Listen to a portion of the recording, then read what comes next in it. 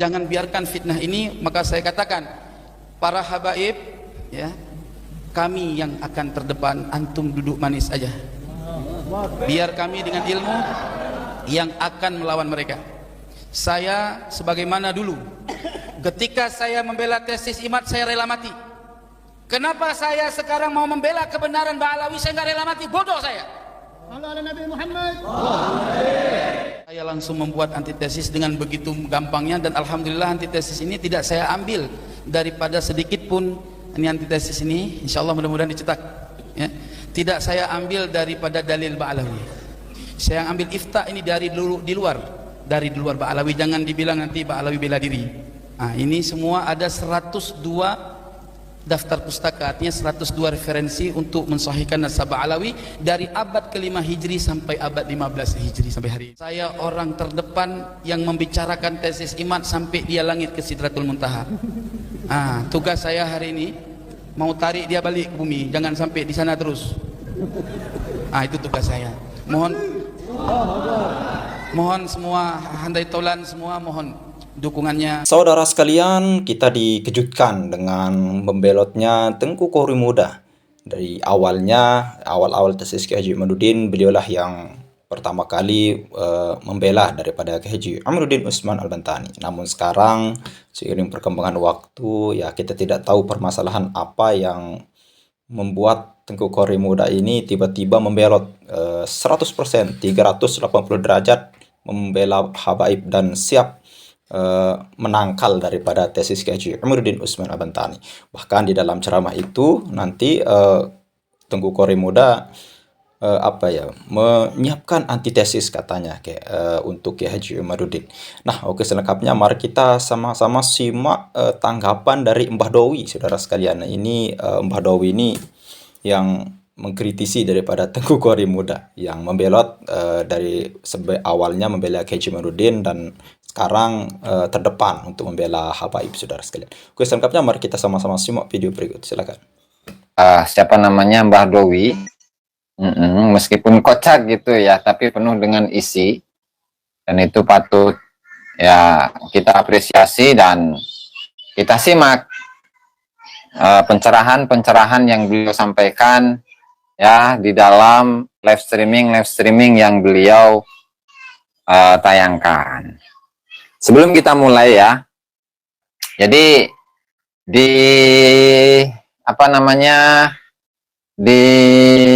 la ilaha illallah, saya jadi lupa namanya. Di thumbnailnya itu kan saya pasang itu thumbnailnya ya, fotonya Tengku Kohri, kemudian ada Habib, kemudian satu ada Habibnya lagi ya. Saya nggak kenal itu Habib itu siapa saja, tapi setidaknya kita simak nih. Jadi beberapa hari yang lalu itu ada acara haul dari siapa? Habib Hasan Tiren Assegaf. Jadi Habib Hasan Tiren Assegaf itu di Holi ceritanya. Di Holi, kemudian di situ berkumpul banyak habib, banyak kiai-kiai juga, dan kebetulan di situ Tengku Kohri hadir bersama habib-habib tersebut dan dipersilahkan untuk memberikan sepatah kata, dua patah kata, dan menceritakan bagaimana pengalaman yang dirasakan oleh Tengku Kohri ketika berada di barisannya Kiai Haji Imaduddin Utsman Al-Bantani. Lalu selanjutnya akan kita putarkan apa saja statement yang disampaikan oleh Mbah Dowi dalam live streamingnya kemarin. Kita simak bersama-sama. Oke, mana tadi itu? Waduh.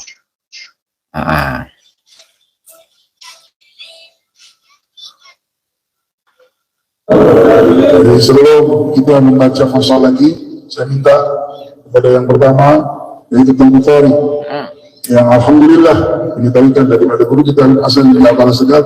Beliau memang saya lihat beberapa kali di survei TikToknya itu sudah tobat.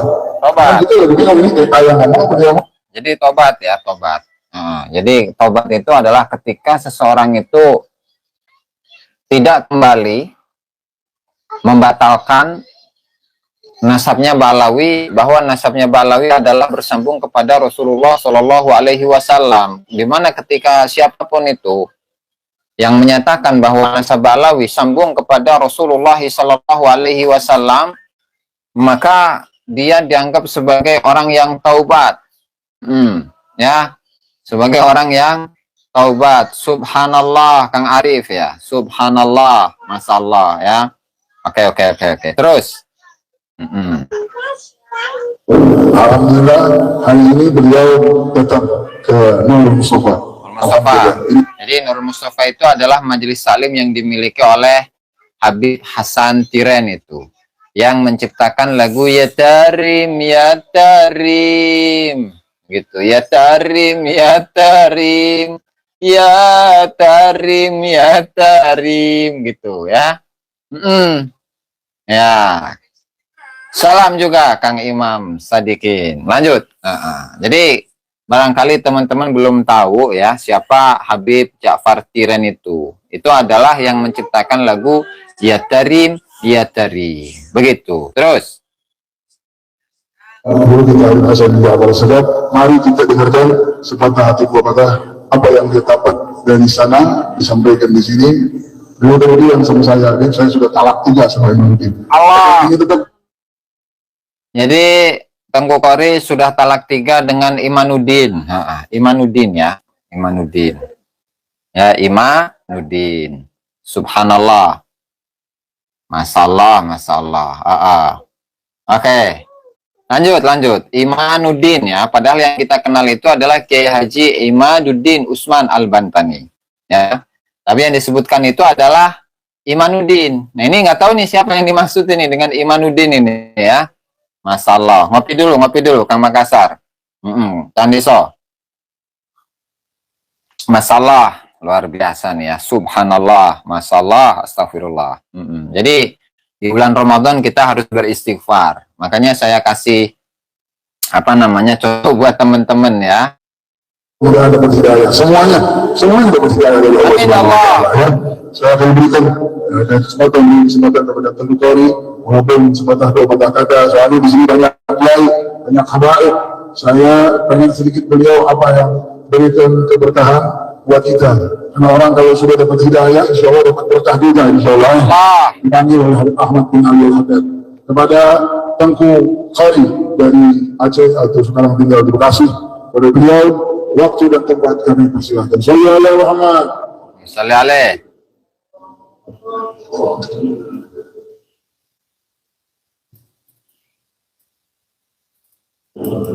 Alhamdulillah nahmaduhu wa nasta'inuhu wa nastaghfiruhu wa na'udzu billahi min shururi anfusina wa min sayyiati a'malina man yahdihillahu fala mudilla lahu wa man yudlil Allah. Asyhadu an la ilaha illallah wa asyhadu anna Laman. Gas. bin Ja'far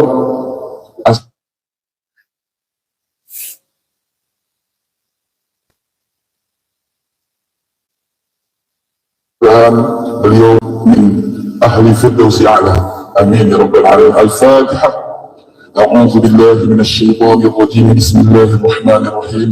Alhamdulillahi rabbil alamin arrahmanir rahim maliki yaumiddin. Iyyaka na'budu wa iyyaka nasta'in. Ihdinas shiratal. Terus. Saya di sini adalah merupakan salah satu bentuk tugas saya, yang mana tugas ya, tugas. Nah, jadi berdirinya di situ di acara hallnya Habib Hasan Tiren itu merupakan tugas ya, merupakan tugas dari para Habib ya. Subhanallah, ini luar biasa ya, masalah. Terus seru soalnya ini mah. Bagaimana saya menghancurkan hati-hati Alawi dan habaib semua. Jadi ketika Tengku Qori itu mengatakan Ba'lawi Jahannam. Nah, jadi kalau ungkapan seperti itu ya sebenarnya satu ungkapan yang tidak layak diucapkan oleh seseorang. Meskipun orang yang dia tidak sukai, ya, tetap tidak boleh untuk mengatakan Jahannam, ya, nggak boleh. Berarti misalkan kita tidak senang dengan seseorang, si Fulan misalkan, kemudian kita katakan Fulan Jahannam. Nah, nggak boleh ya. Itu bukan akhlak dari seorang muslim ya. Oke, terus. takdir Allah Subhanahu wa Ta'ala, saya dimasukkan dalam golongan Imaduddin alaihi al-Kadzab. Oke, kita coba apa namanya Imaduddin alaihil Kadzab. Alaihi al-Kadzab. Nggak bisa. Kalau alaihi, ya, misalkan ketika kita itu membacakan sholawat kepada Nabi alaihi salatu wassalam. Misalkan kita menyebutkan Nabi Musa alaihi salatu wassalam. Alaihi salatu wassalam. Jadi alaihi itu khobar muqaddam, jar majrur menjadi khobar muqaddam. Kemudian mubtada muakharnya, nah itu harus bukan berupa sifat. Alaihi salatu masdar. Kemudian assalamu sama masdar juga. Yaitu apa? As-salatu wassalam alaihi, semoga salawat dan salam ya, itu diberikan kepada Nabi Musa alaihi salatu wassalam ketika kita menyebutkan Nabi Musa alaihi salatu wassalam. Itu. Tapi kalau misalkan iblis. Nah, iblis ini adalah satu makhluk yang dilaknat oleh Allah Subhanahu wa Ta'ala, sehingga kita itu menyebutkan iblis laknatullah alaih atau alaihi laknatullah. Nah, ini kalau susunan dari sebuah susunan bahasa Arab ya. Jadi nggak bisa iblis alaihil mal'un, nggak bisa. Nah, kenapa? Karena itu berupa sifat. Langsung al-iblis al-mal'un, bukan alaihi al-mal'un. Nah, sehingga ketika Kiai Imaduddin Utsman Al-Bantani itu alaihi al-kadzab. Nah, ini nggak bisa. Kalau mau alaihil kizib, alaihil al-kadzib.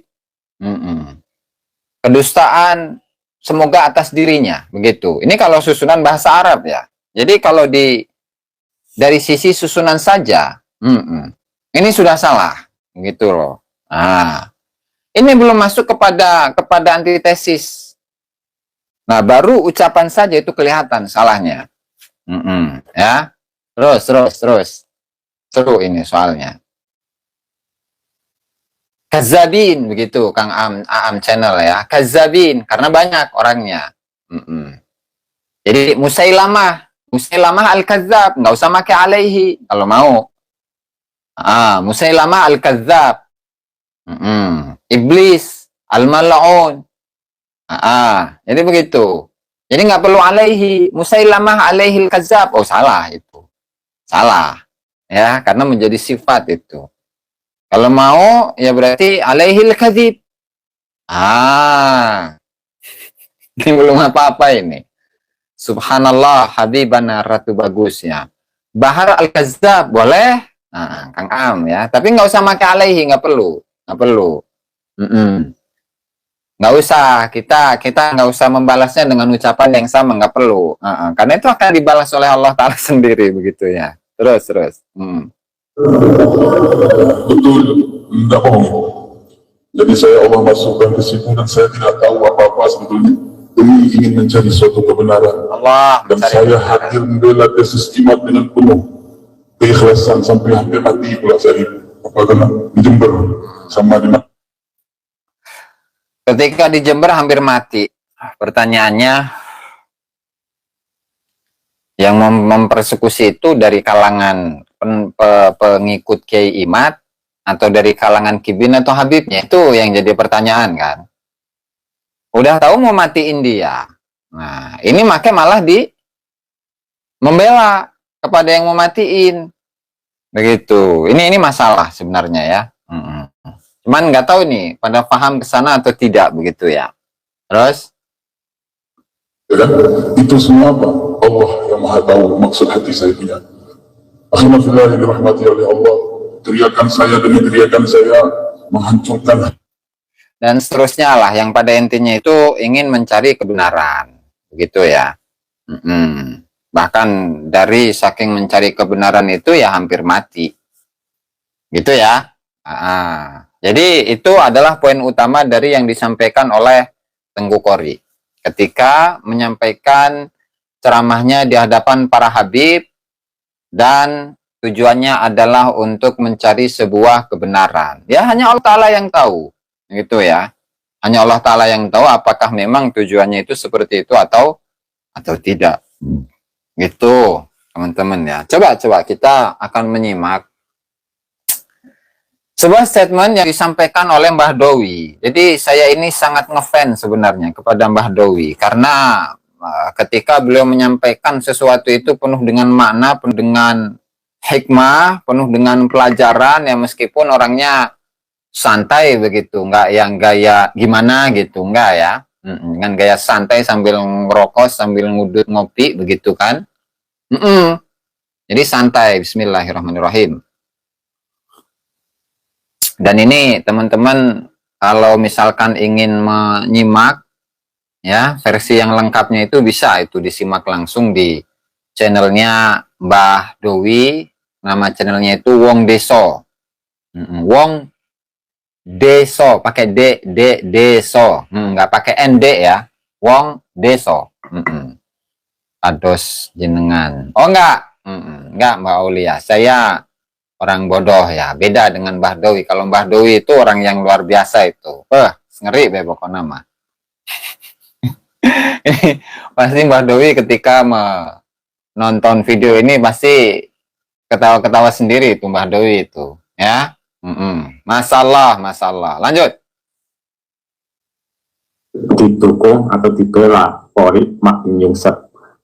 Nah, kita kasih semangat pada Habib. Ayo Habib.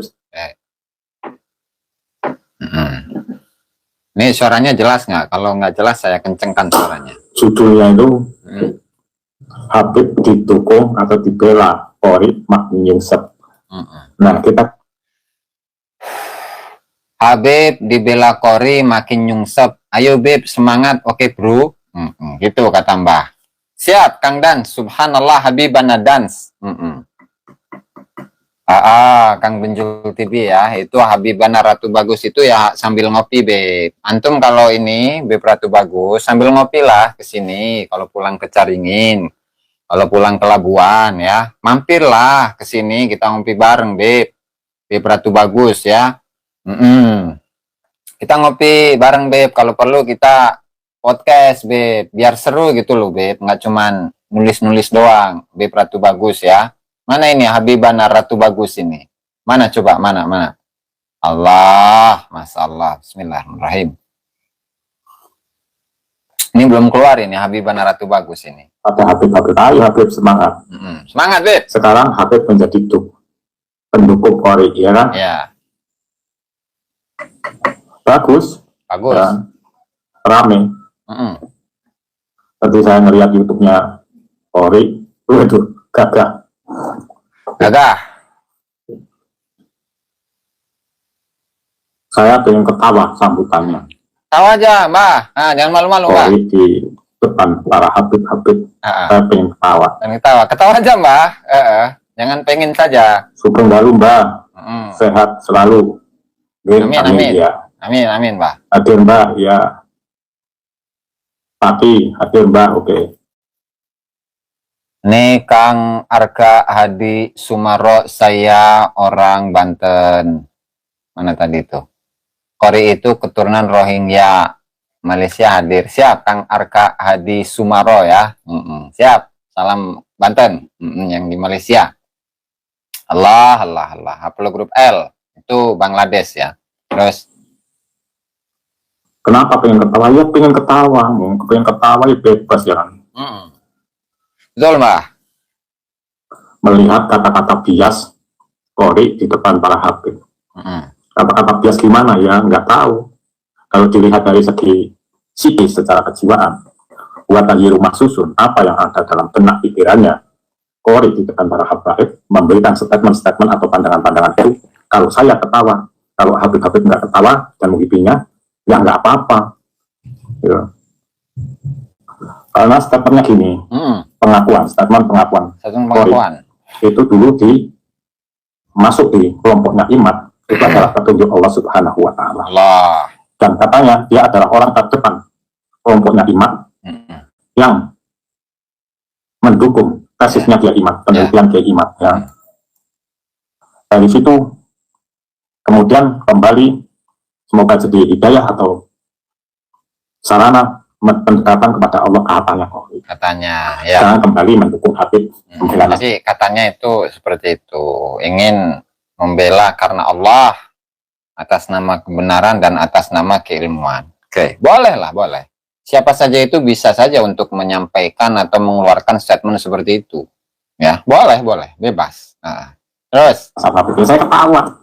tahu saja Mbak. Kalau saya itu ingat di Alfiyah satu aja, wasaniman dusun wa nasbuhu dohar warohmu wa kata itu yujar. Jadi kalau ibaratnya punya istri dua atau masuk ke kelompok ini ngapain, kemudian dari kelompok ini masuk ke kelompok ini ngapain. Kalau dulu sebetulnya Polri sudah ngaku sendiri kalau dia itu membela Habib dulu.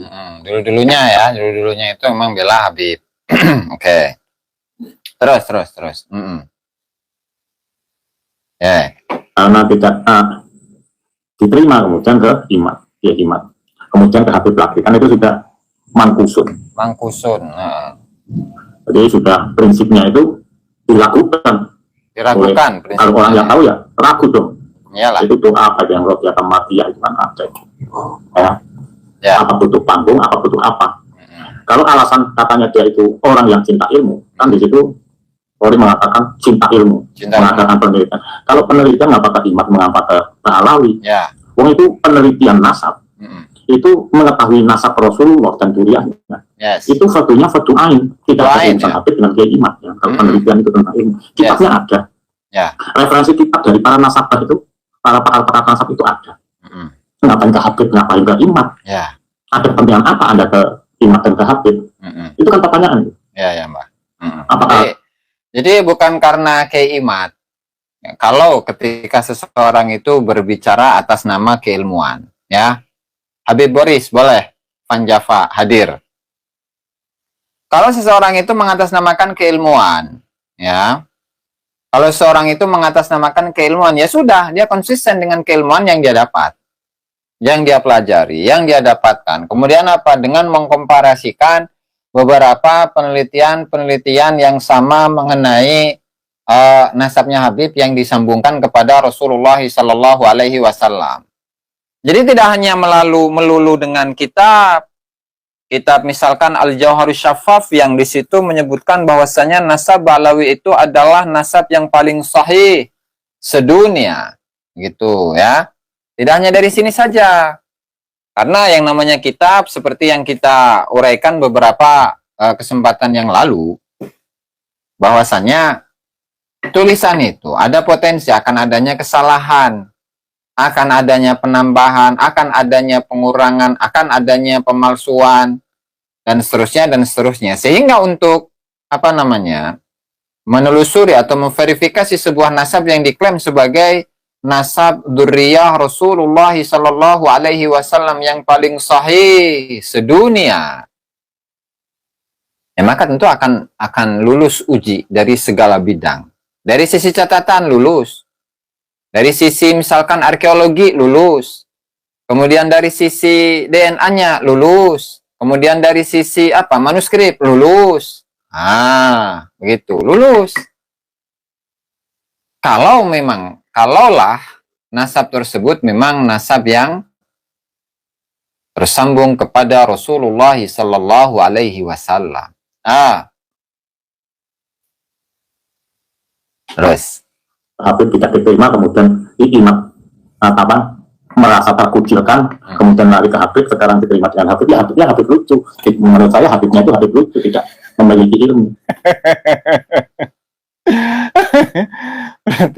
Berarti yang menerima Qori itu Habibnya Habib lucu, tidak memiliki ilmu, percaya begitu saja dengan narasi-narasi yang disampaikan oleh Qori, gitu ya.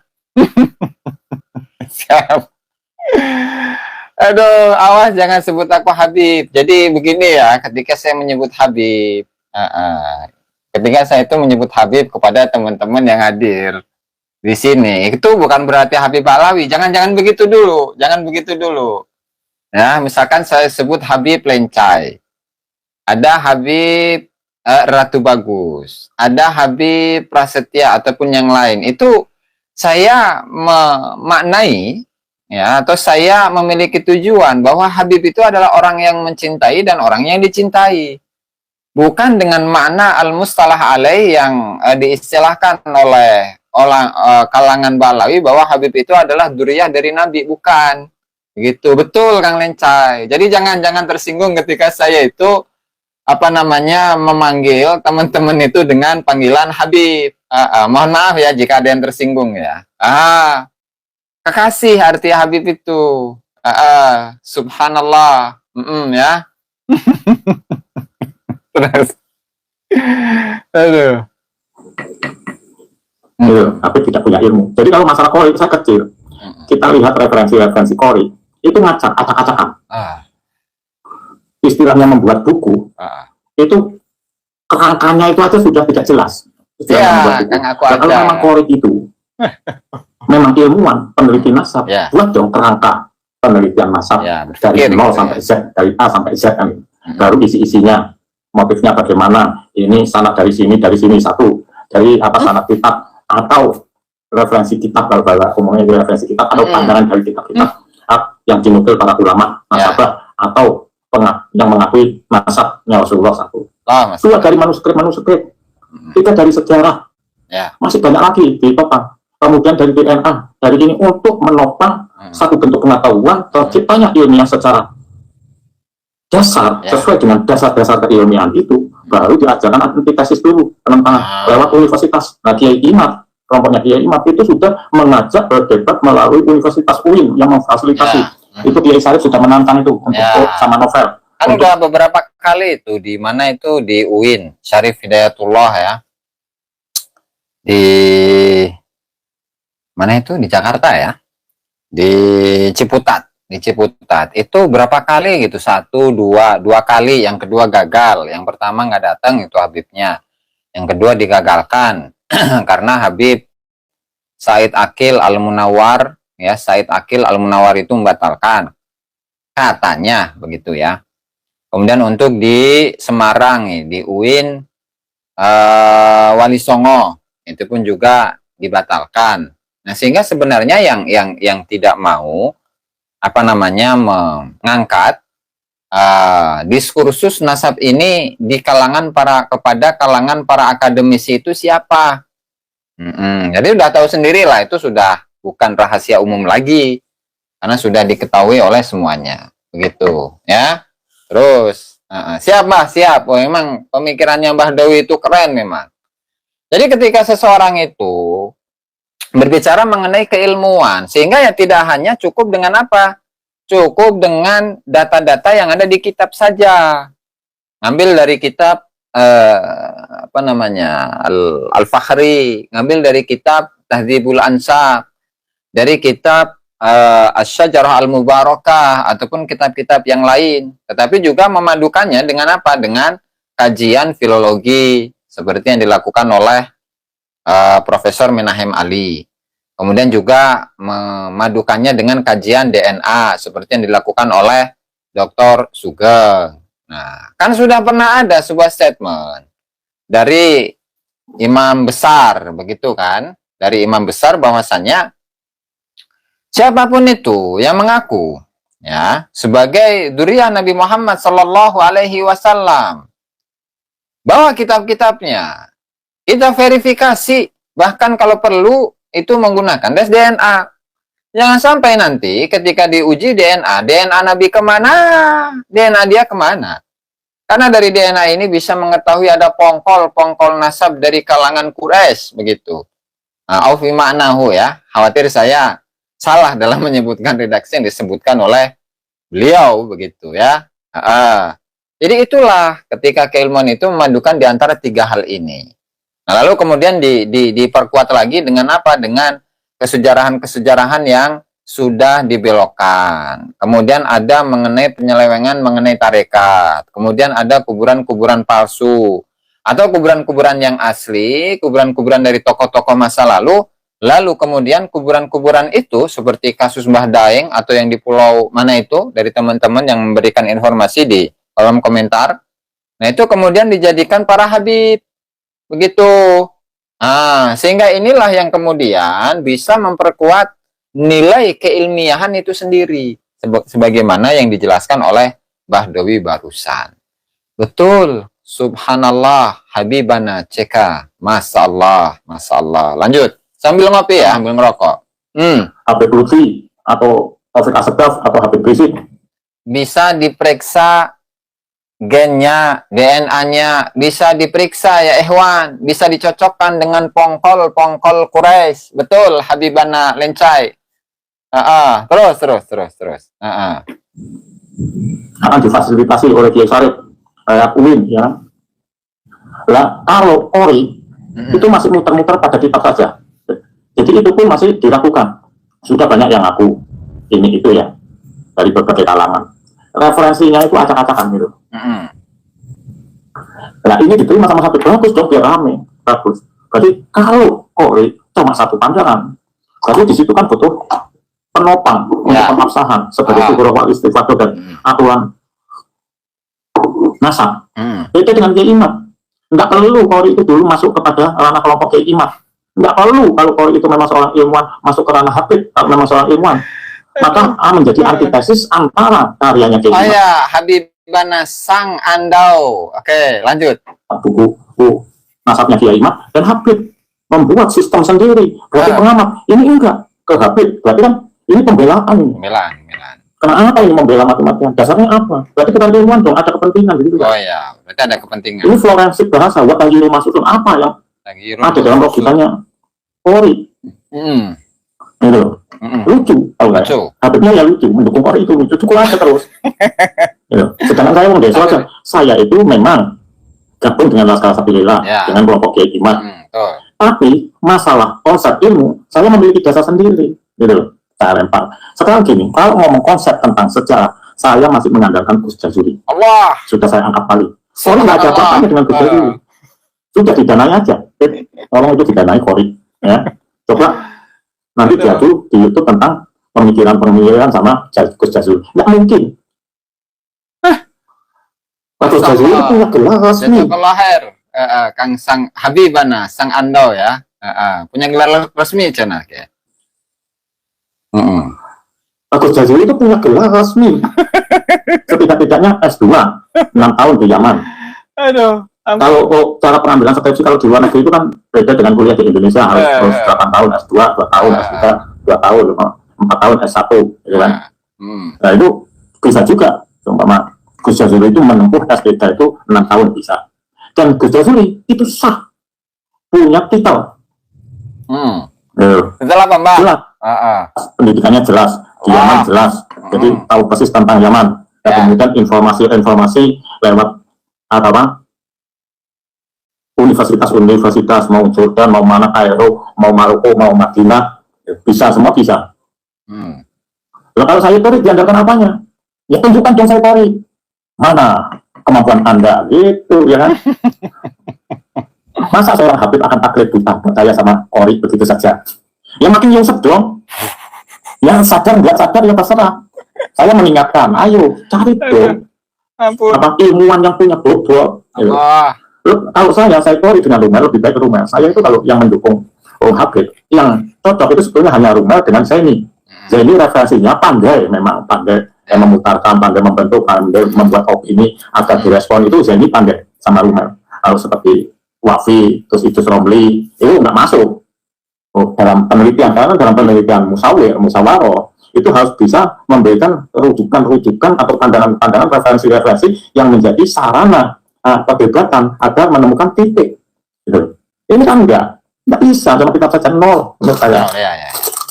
Jadi kalau sandarannya itu hanya sekedar kitab nasab, kemudian nasab Ba'lawi itu diakui oleh para ulama, Syamsuddin As-Sakhawi, Ibnu Hajar Al-Haytami, At-Thayyib bin Umar Bamahramah, kemudian Muhammad Murtadha Az-Zabidi, terus siapa namanya?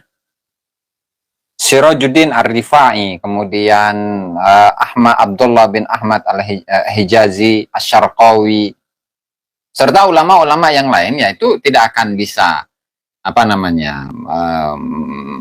menuju atau sampai kepada objek yang didiskusikan. Karena itu semuanya kitab begitu.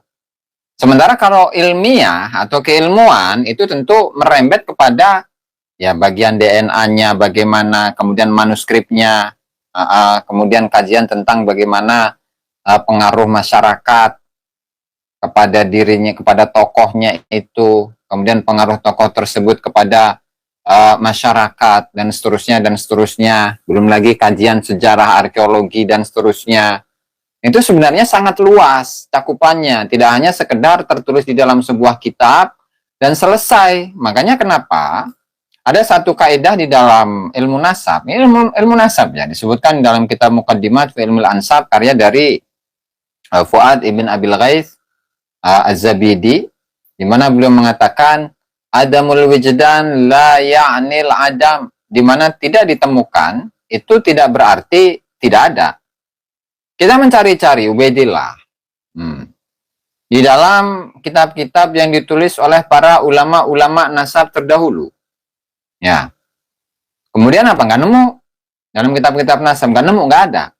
Mau itu dalam kitab Tahdzibul Ansab, mau itu dalam kitab Al-Fakhri, mau itu dalam kitab bentar, nama-namanya saya lupa itu. Asy-Syajar Al-Mubarakah, atau dalam kitab Musyajjarul Kasyaf, atau dalam kitab-kitab yang lain, atau dalam Ansab Quraisy, atau dalam kitab-kitab yang lain. Nggak nemu. Itu memang bukan berarti tidak ada. Betul, kaidah itu betul, tetapi kaidah tersebut punya lanjutan. Walakinnahum ishtaratu lis-subut al-amala bil qara'in ma'a timadir ruqa' ma'a syuhrah. Yaitu harus bersandar kepada korinah-korinah, petunjuk-petunjuk yang lain, benda-benda arkeologis, ya, atau misalkan prasasti, ataupun nisan, yang memang nisan tersebut dibuat di masa lalu. Nah, di mana dalam kajian-kajian nisan ya, di Arab khususnya, itu sudah memberikan sebuah kesimpulan bahwa khat atau tulisan, gaya tulisan yang digunakan dari abad pertama sampai abad kelima Hijriah itu adalah khat Kufi, yang dulu pernah saya tampilkan itu di layar ya. Bagaimana makam dari beberapa tokoh-tokoh seperti yang ditemukan di salah satu daerah di Hijaz yang bernama As-Sirrain itu, yang merupakan salah satu dari keturunan Al-Hasan Al-Musanna atau Musa ya, Musa Al-Jaun, yang Musa Al-Jaun itu memiliki salah satu keturunan yang bernama Ahmad.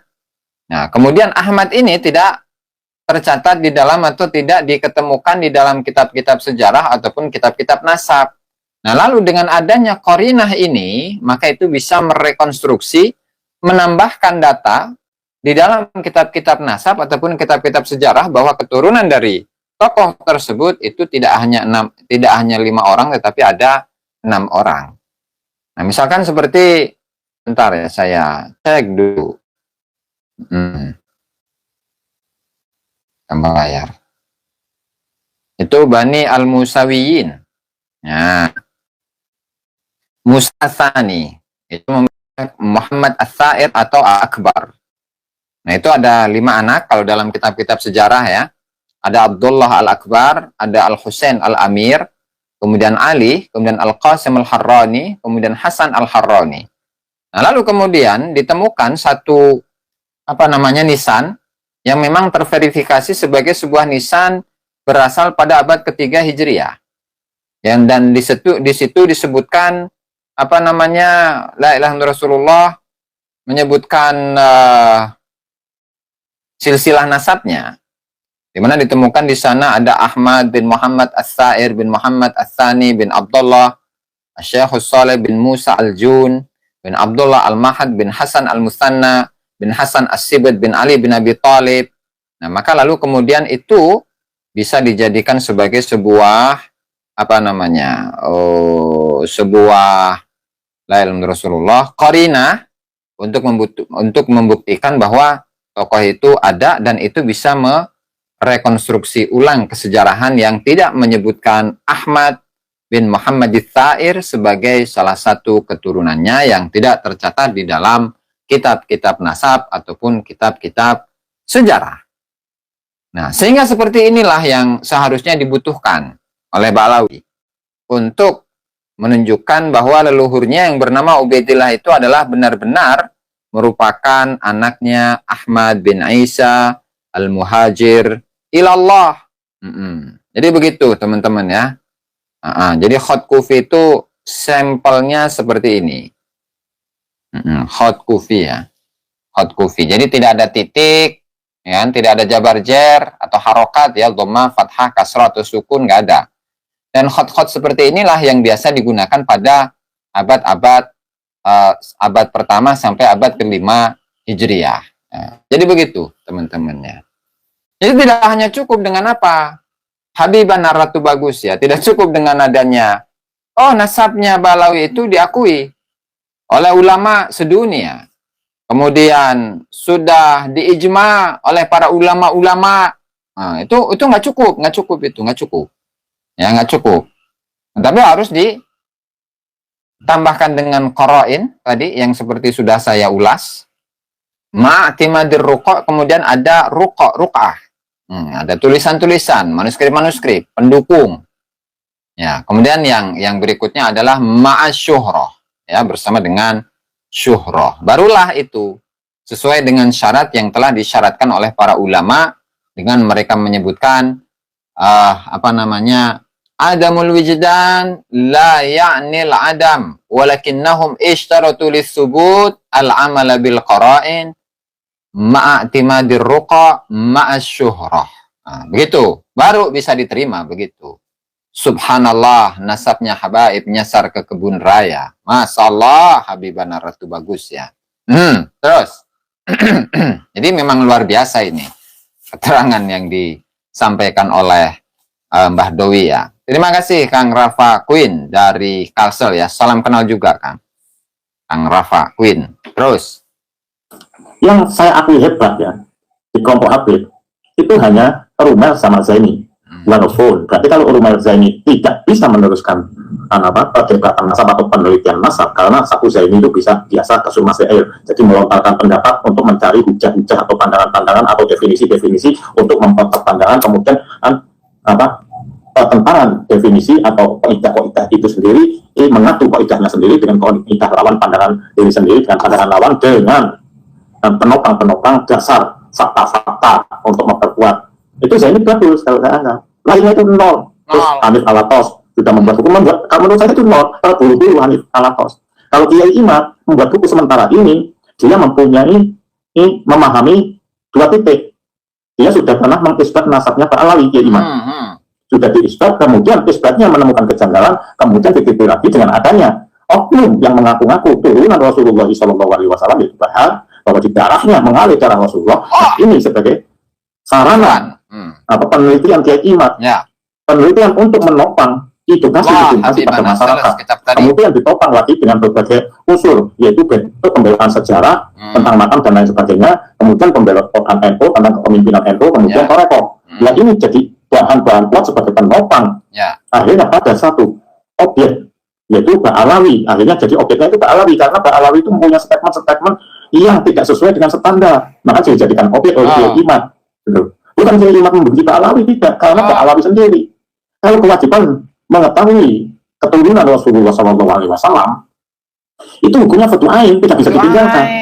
Makanya mengetahui nasabnya Rasulullah SAW baik ke atas ataupun ke bawah itu hukumnya fardu ain. Makanya untuk teman-teman nih, untuk teman-teman kibin atau yang kabib-kabibnya ya, yang kemudian ketika kita itu berada di bulan puasa lalu memframing dengan sedemikian rupa bahwasannya siapapun yang membahas Habib, ya, siapapun yang membahas Habib di bulan Ramadan maka sama saja dengan ghibah. Padahal Allah Ta'ala sudah berfirman itu di dalam surat An-Nisa ya. La yuhibbullahul jahra bisu'i minal qawli illa man zulim. Allah Ta'ala itu tidak menyukai jahr, menyukai minal qaul. Allah Ta'ala itu tidak menyukai la yuhibbullahul jahra bisu, suatu keburukan yang dipamerkan. Ucapan yang berisi tentang keburukan yang dipamerkan. Minal qaul ya. Illa man zulim, kecuali dari seseorang yang dizolimi. Artinya ketika seseorang itu dizolimi. Ketika seseorang dizolimi, ya maka dia itu boleh untuk mengungkapkan atau ucapan yang di situ terdapat al-jahra bisu'i minal qaul, ucapan yang nyata, ucapan yang disampaikan ke publik yang berisi kezaliman, sehingga nggak masuk itu, nggak masuk dalam kategori apa, ghibah, nggak masuk itu. Dan dikuatkan lagi dengan statement yang disampaikan oleh Al-Imam Zakaria Al-Ansari, di mana beliau menyatakan mana masalah jadi lupa. Oh, mana itu? Al-qadhu laysa bighibah, itu statementnya Ibn Abi Syarif. Kamaluddin Ibnu Abi Syarif. Bentar ya. Soalnya itu ada nadaman al-qadhu laysa bighibatin. Oh, ini nih. Kalau Zakaria Al-Ansari mengatakan tubahu ghibatun limustaftin wa man rama i'anatan li raf'i munkari wa mu'arrifin mutadallimin mutakallimin fi mu'linin fisqan ma'al muhadziri. Atau kalau Kamaluddin Ibnu Abi Syarif mengatakan al-qadhu laysa bighibatin fi sittatin mutadallimin wa mu'arrifin wa muhadziri wa limudhirin fisqan wa mustaftin wa man talabal i'anata fi izalati munkari. Nah, itu sudah kita ulas di tadi subuh ya, atau waktu sahur tadi sahur itu. Jadi fardu ain. Makanya kenapa seringkali kita sampaikan mengenai statement yang disampaikan oleh Al-Imam Ibnu Hajar Al-Haytami yang mengatakan yang bagi likulli ahadin an yakuna lahu ghiratun fi hadan nasabi syarifi wa dhabtuhu hatta la yantasiba ilaihi sallallahu alaihi wasallam ahadun illa bihaq. Jadi harus memverifikasi, dan itu adalah kewajiban kepada masing-masing umat Islam. Artinya masing-masing umat Islam itu memiliki kewajiban untuk memverifikasi nasab dari seseorang yang mengklaim dirinya sebagai dzurriyyah Nabi Muhammad sallallahu alaihi wasallam. Itu fardu ain. Tidak bisa ditinggalkan. Begitu, fardu ain itu, fardu ain. Sehingga jangan lalu kemudian memframingnya dengan sebutan bahwasannya ini adalah sebagai suatu ghibah. Kalau memang jelek ya jelek aja sih. Begitu, toh ayat Al-Quran kan sudah menyatakan la yuhibbullahul jahra bisu'i minal qawli illa man zulim. Nah, begitu. Apalagi ketika dicek DNA-nya, DNA Nabi kemana, DNA mereka kemana, begitu. Jangan nanti kemudian ketika dikumpulkan ternyata haplogrupnya itu GL Pro. Nah, itu kan ngeri, begitu, ngeri. Yang G itu Askenazi, kemudian yang L itu Vrindavan. Nah, ini kan ngeri sebenarnya kan, ngeri itu, bahaya. Terus Masuk rukun iman itu. Amantu billah wa malaikatihi wa rusulihi wa bil qadri khair wa qadara jadi baik itu nasab dan lain sebagainya. Waktu itu pilih dengan catatan kitab sebagai rujukan, rasul sebagai rujukan, itu yang menjadikan fardu ain dasarnya kan gitu. Sebetulnya peneliti murni itu saya. Nah, kecil. Ini Madong itulah peneliti murni, teman-teman ya. Aduh, masalah. Ini komentar dari Mbak Lina Yati ini ya, udah 3 tahun lebih cross check kesana kemari, nggak ketemu tuh sanad kambing fagihil mugaddam. Coba di semua platform media sosial, nggak ketemu juga. Kalau ada, kasih info ya. Oh boleh Mbak Lina Yati ya, boleh. Boleh. Mbak Lina Yati mengenai sanad dari kambing fagihil mugaddam, dan namanya kan sudah ditemukan itu oleh Bang TIJ karena beliau bertanya langsung kepada fagihil mugaddam. Jadi menanyakan siapa nama dari kambingnya fagihil mugaddam. Rosalena. Namanya kan, nama kambingnya Fagihil Mugaddam itu Rosalena. Kemudian nama dari istrinya Fagihil Mugaddam itu sama, Rosalena. Rosalena.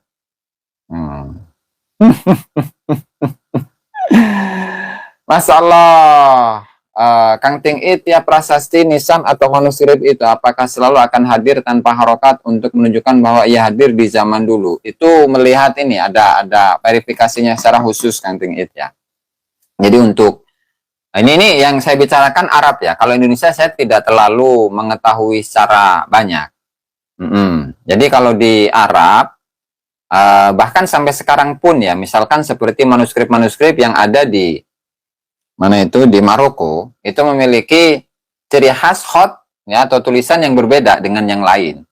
Sehingga ketika manuskripnya itu seperti itu, misalkan seperti manuskrip Rihlah Ibnu Battuta, ya itu dengan khot yang berbeda dengan yang lain, ya maka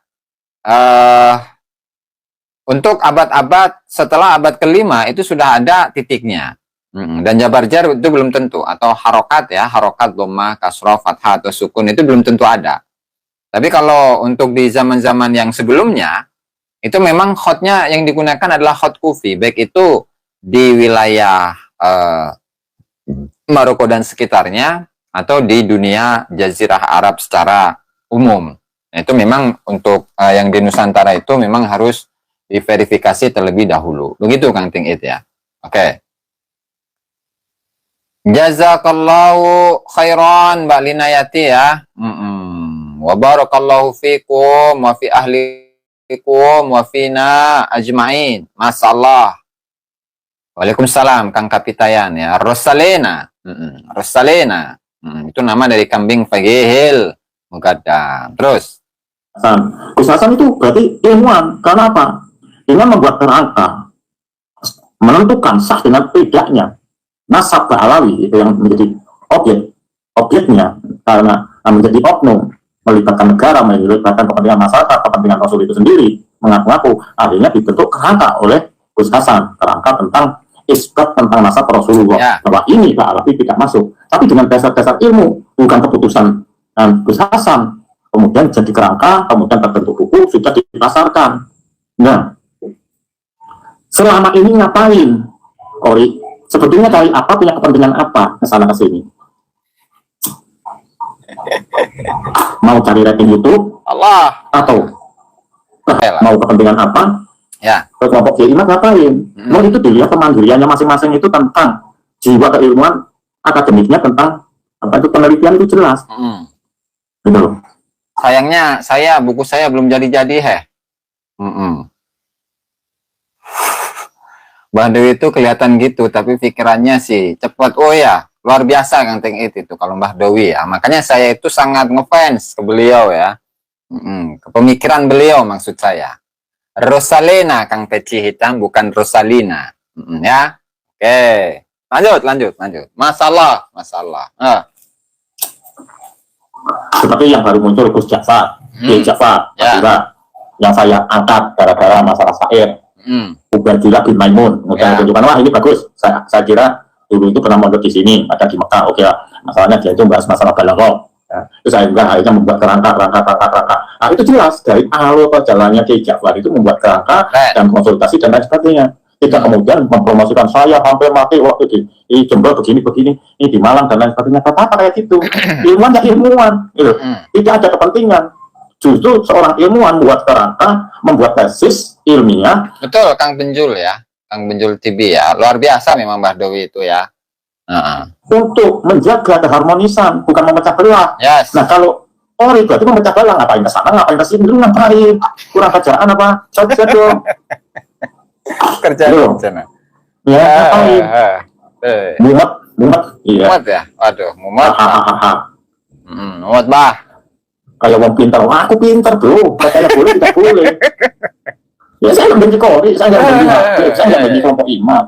Saya nggak cinta Habib, saya nggak cinta Imam, saya cinta bangsa Indonesia. Allah. Itu yang paling pas itu ya. Allah. Saya cinta bangsa Indonesia juga Mbah. Sama Mbah, kayak antum Mbah. Oke? Amin, amin, Kang Muhammad Syawal. Masalah. Ini yang teman-teman dari luar. Nah, ini artinya bukan berarti kita fanatik terhadap Indonesia ya. Tetapi artinya mengajak kepada kita semua agar kita itu cinta kepada tanah air masing-masing. Toh leluhur dari bangsa Indonesia itu, dan leluhur juga dari keluarga besar Malaysia, Brunei, dan seterusnya, itu leluhurnya sama. Bukan berarti ini adalah satu fanatisme kesukuan atau fanatisme kenegaraan, bukan ya, tetapi nasionalisme yang harus dimiliki oleh masing-masing bangsa suatu negara, begitu ya. Boleh, siap. Karena yang nonton ini tidak hanya dari ini, Kang Bro atau Kang Zero. Yang nonton ini tidak hanya dari Indonesia saja, begitu. Sehingga saya berikan pengertian. Siap, Bang Ahmad Wafi. Terima kasih ya. Lanjut. Merusak bangsa Indonesia. Yes. 1. 2. Karena mahabbah saya di halaman kanan tahu merusak bangsa Indonesia. Saya cinta iman. Saya cinta bangsa Indonesia. 1. Jangan tahu merusak bangsa Indonesia. Yes. 1. 2. Karena mahabbah saya dihalang-halangi dan saya diperkusi. Waktu mengingatkan Habib Bahar dan membahas innama yuridullahu liyuthiba ankumul rizza ahlal baiti wa yuhibbukum tathira.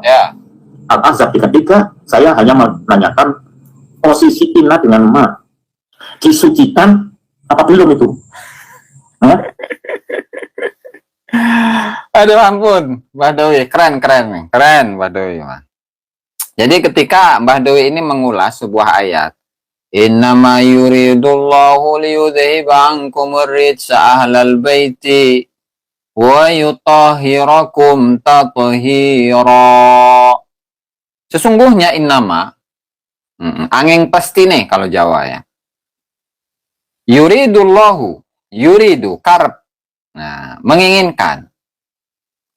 Yuridu ini kan fi'il mudhari'. Fi'il mudhari' faedahnya apa? Istiqbal. Istiqbal yang akan datang.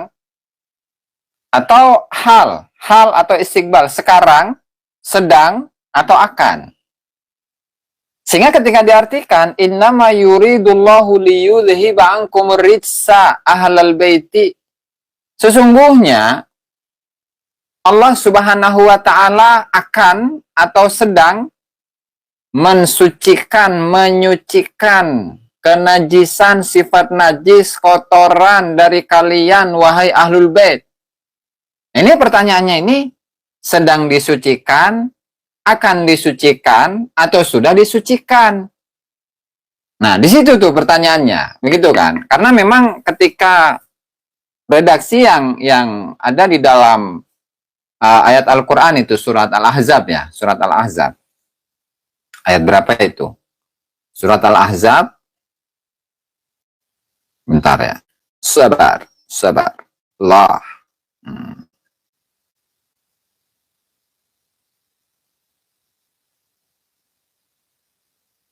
Nah.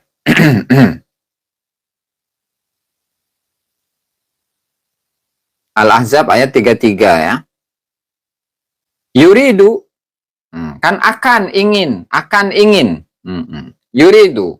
Jadi yuridu itu bagaimana mengartikannya? Atau apakah akan? Atau sudah mensucikan?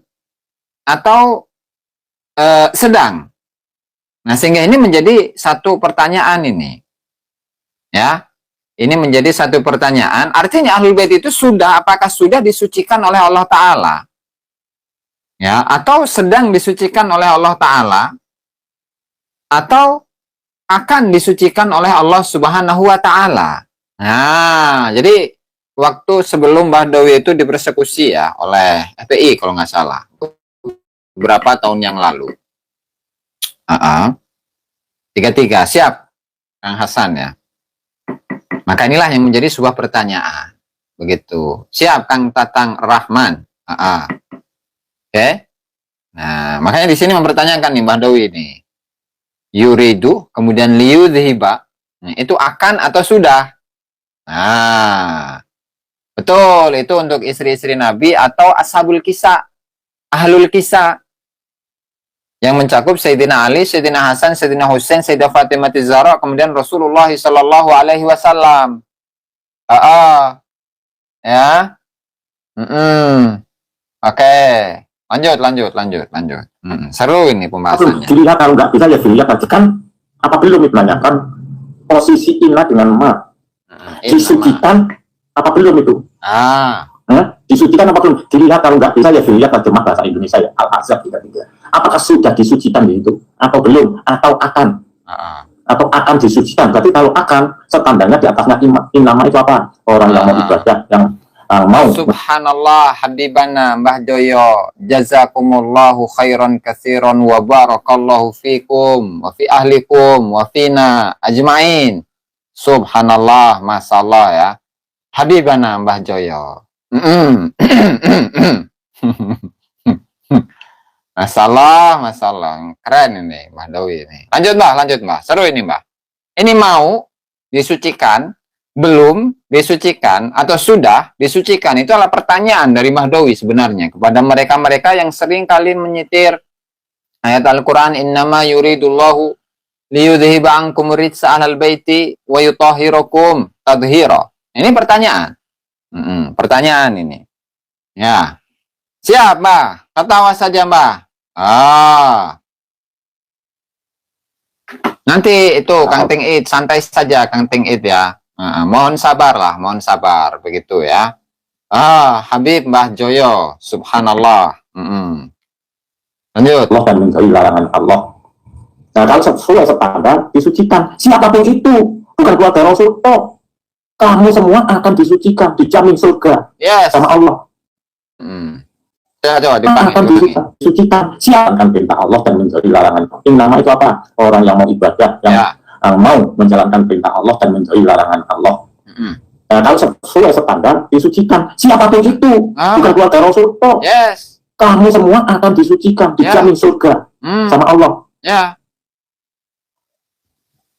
Jadi siapapun itu yang melaksanakan perintah Allah, yang menjauhi larangan-larangan Allah, ketika sudah ada di dalam perintah-perintahnya Allah untuk memuliakan sesama manusia, untuk memuliakan Rasulullah Shallallahu Alaihi Wasallam, untuk memverifikasi siapapun itu yang mengklaim dirinya sebagai dzurriyyah Nabi Muhammad Shallallahu Alaihi Wasallam.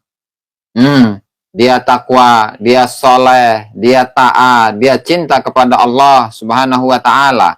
Ya, semuanya akan disucikan oleh Allah Ta'ala begitu, tanpa melihat apakah dia itu adalah ahlul bait atau bukan.